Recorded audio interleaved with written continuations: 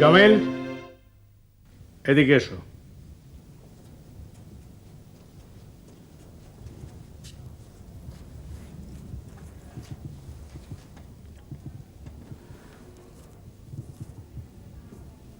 তুমি যে ভাবছো ব্যাপারটা তা নয়। আমি কি ভাবছি? তুমি ভাবছো আমি আত্মহননের চেষ্টা করছি, কিন্তু আমি অসম্ভব জীবনবাদী মানুষ। জি। আসলে আকাশের দিকে তাকিয়ে দেখলাম পূর্ণিমার চাঁদ উঠেছে, তাই আমার কবিতা পড়ার শখ হলো। সেই কবিতার আবহ সৃষ্টির জন্যই আমার এই ফাঁস রচনা।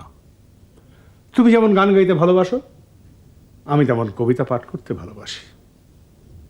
তুমি এখন যেতে পারো। কি হলো, যাও। জি।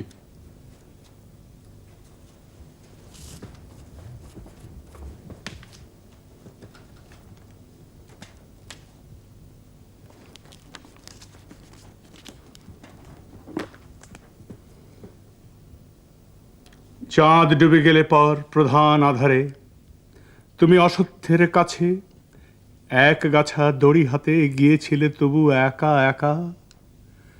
যে জীবন ফড়িংয়ের দোয়েলের মানুষের সাথে তার হয় না কো দেখা, এই জেনে অসত্যের শাখা করেনি কি প্রতিবাদ। জোনাকির ভিড় এসে সোনালি ফুলের স্নিগ্ধ ঝাঁকে করেনি কি মাখামাখি।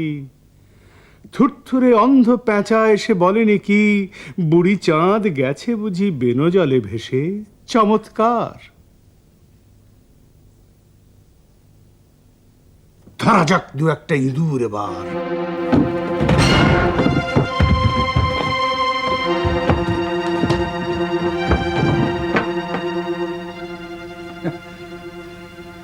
তুমি কে রেখে